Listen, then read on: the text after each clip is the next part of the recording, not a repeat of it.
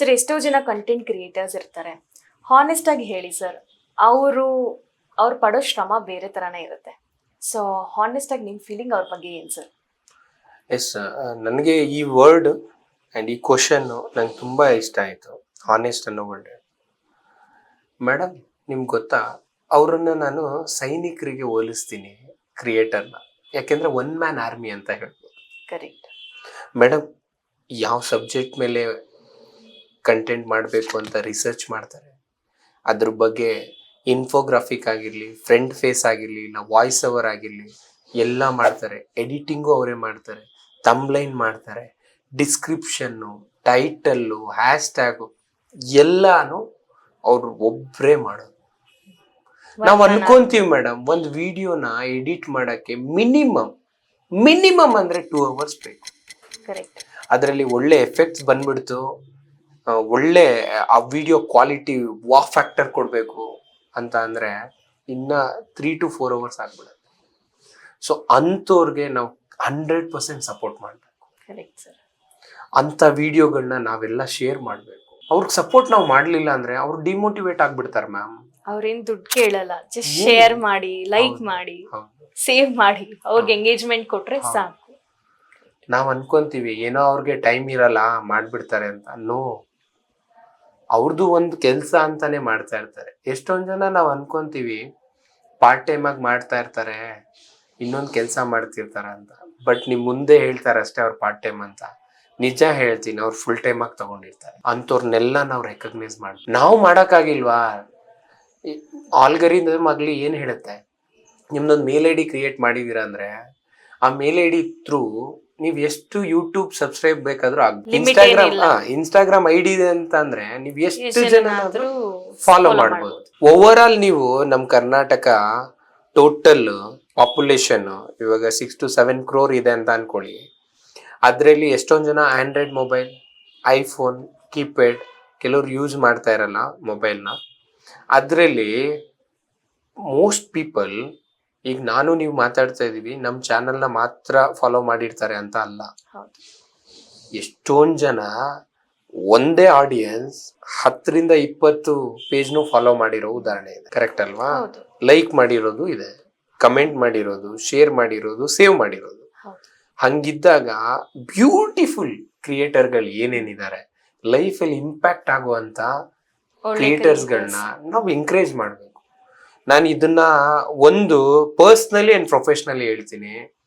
Content creator and writer, video editor, graphic designer, ಇವ್ರಿಗೆಲ್ಲ ಸರ್ಕಾರದಿಂದ funding ಆಗ್ಬೇಕು. ಗೊತ್ತಾ? ನೀವು ನೋಡೋದಾದ್ರೆ ಸರ್ಕಾರ ಎಲ್ಲದಕ್ಕೂ ಫಂಡಿಂಗ್ ಎತ್ಕೊಡುತ್ತೆ, ಸಪೋರ್ಟ್ ಮಾಡುತ್ತೆ.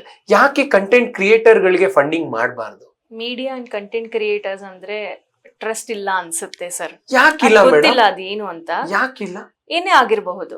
ಬಿಕಾಸ್ ಅವ್ರಿಗೆ ಯಾವುದೇ ತರ ಸಪೋರ್ಟ್ ಎಲ್ಲೂ ಸಿಗಲ್ಲ. ಅವರೊಂದು ಓನ್ ಇಂಟ್ರೆಸ್ಟ್ ಅಲ್ಲಿ ಮಾತ್ರ ಅವ್ರು ಮಾಡ್ತಿರ್ತಾರೆ. ಬ್ಯಾಕ್ ಎಂಡ್ ಸಪೋರ್ಟ್ ಆಗಿರಬಹುದು, ಆ ತರದ್ ಏನು ಸಿಗಲ್ಲ ಸರ್. ಹೌದು, ನಾನು ಅದನ್ನ ನಿಮ್ಗೆ ಹೇಳೋದಾದ್ರೆ ಸರ್ಕಾರ ಇದ್ರ ಬಗ್ಗೆ ಅವೇರ್ನೆಸ್ ಕೊಡ್ಬೇಕು. ನಾವು ಸರ್ಕಾರಕ್ಕೆ ಮನವಿ ಮಾಡಬೇಕು. ಮೇಡಮ್, ಸರ್ಕಾರದ್ದು ಇದರಲ್ಲಿ ತಪ್ಪಿಲ್ಲ ಅಂತ ಹೇಳ್ತೀನಿ. ಯಾಕೆ ಗೊತ್ತಾ? ನಾವು ಪಿಚ್ ಮಾಡಿಲ್ಲ. ನಮ್ಮ ಕಂಟೆಂಟ್ ಕ್ರಿಯೇಟರ್ಗಳಿಗೆ, ಕಂಟೆಂಟ್ ರೈಟರ್ಗಳಿಗೆ ನಾವು ಅನುದಾನ ಕೇಳ್ಬೋದು. ಯಾಕೆ ಅನುದಾನ ಕೇಳಬೇಕು ಅಂದ್ರೆ, ಇಷ್ಟು ಫಾಲೋವರ್ಸ್ ಇದ್ದಾರೆ, ಇಂಥ ಕಂಟೆಂಟ್ಗಳು ಕೊಡ್ತಾ ಇದೀವಿ, ನೀವು ಯಾಕೆ ನಮ್ಗೆ ಫಂಡಿಂಗ್ ರಿಲೇಟೆಡ್ ಸಪೋರ್ಟ್ ಮಾಡಬಾರ್ದು? ರೀಸನ್ ಯಾಕೆ ಮಾಡಬೇಕು ಅಂತ ಕ್ವಶನ್ ಕೇಳಿದ್ರೆ ನಮ್ಮ ಹತ್ರ ಆಡಿಯನ್ಸ್ ಇದ್ದಾರೆ.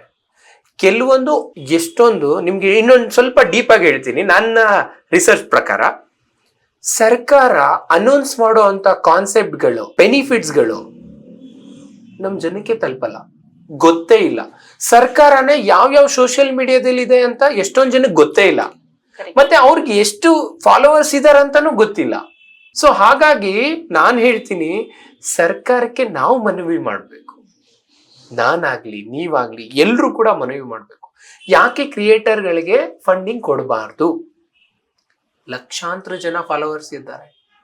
ಅಲ್ಲಿ ಬರುವಂತ ಆಡ್ಸ್ಗಳು ಎಷ್ಟೊಂದು ಇರುತ್ತೆ ಸರ್ಕಾರದಿಂದ, ಅದನ್ನ ಇವ್ರಿಗೆ ಪಾಸ್ ಔಟ್ ಮಾಡಿ ಇವ್ರು ಪ್ರಮೋಟ್ ಮಾಡ್ತಾರೆ.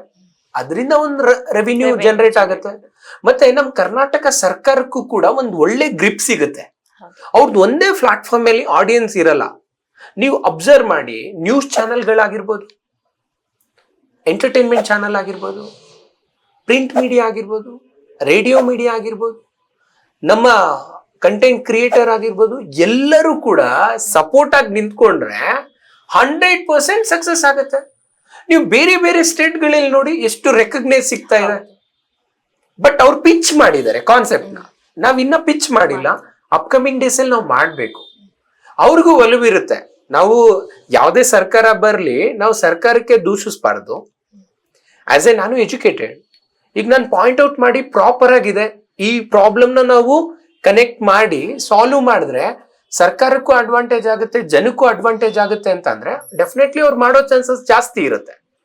ನಾವು ಮುಂದಿನ ದಿನಗಳಲ್ಲಿ ನಾವು ಕಂಟೆಂಟ್ ಕ್ರಿಯೇಟರ್ಗಳಿಗೆ ನಾವು ಫಂಡಿಂಗ್ ಕೇಳೋದ್ರಲ್ಲಿ ತಪ್ಪಿಲ್ಲ ಅಂತ ಅನ್ಕೊಂತೀನಿ. ನಾನು ಈ ವಿಡಿಯೋ ನೋಡ್ತಾ ಇರೋರ್ಗು ನಾನು ಮನವಿ ಮಾಡ್ಬೋದು, ಏನಾದ್ರೂ ತಪ್ಪಿದ್ರೆ ನಮ್ ಕ್ವಶನ್ಸ್ ಅಲ್ಲಿ ನೀವು ಕಮೆಂಟ್ ಮಾಡಿ ತಿಳಿಸಿ, ನಾವು ತಿದ್ಕೊಂತೀವಿ, ಇನ್ನ ಪ್ರಾಪರ್ ಪ್ರೆಸೆಂಟೇಶನ್ ನ ರೆಡಿ ಮಾಡ್ತೀವಿ. Kannada market very big market. ನಿಮ್ಗೆ ಗೊತ್ತಾ ಎಷ್ಟು ಲೈಫ್ ಟರ್ನಿಂಗ್ ಆಗುವಂತ ಚಾನೆಲ್ಗಳಿದೆ?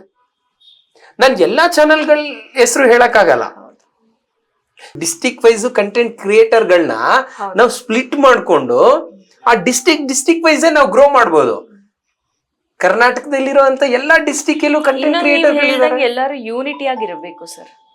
ಆ ಯೂನಿಟಿ ಅನ್ನೋದು ಇಲ್ಲ ಅಂತ ಎಲ್ಲೋ ಒಂದ್ ಕಡೆ ಅನ್ಸುತ್ತೆ. ಇಲ್ಲ, ನಾವ್ ಅದನ್ನ ಪಾಯಿಂಟ್ ಔಟ್ ಮಾಡಕ್ ಆಗಲ್ಲ. ಈಗ ನಾವೇನ್ ಯೂನಿಟಿ ಅಂತ ಬಂದಾಗ ಅದೊಂದ್ ಸಂಘ ತರ ಆಗ್ಬೇಕು, ಅದೊಂದ್ ಸಂಸ್ಥೆ ತರ ಆಗ್ಬೇಕು. ಹಂಗಲ್ಲ, ಒಬ್ರಿಗೊಬ್ರು ಬೇಸಿಕ್ ಸಪೋರ್ಟಿಂಗ್ ಅಷ್ಟೇನೆ. ಅದೇ ಇವಾಗ ಎಕ್ಸಾಂಪಲ್ ಈ ಕಂಟೆಂಟ್ ಮಾತಾಡಿದೀವ, ಈ ಕಂಟೆಂಟ್ ನೇ ನೀವು ರೀಚ್ ಔಟ್ ಮಾಡಿದ್ರೆ ಇದೊಂದು ಯೂನಿಟಿ ಅಂತ ಹೇಳ್ಬೋದು ಅಷ್ಟೇನೆ. ಅದನ್ನೇ ಎಲ್ಲರೂ ಎಕ್ಸ್ಪೆಕ್ಟ್ ಮಾಡೋದು.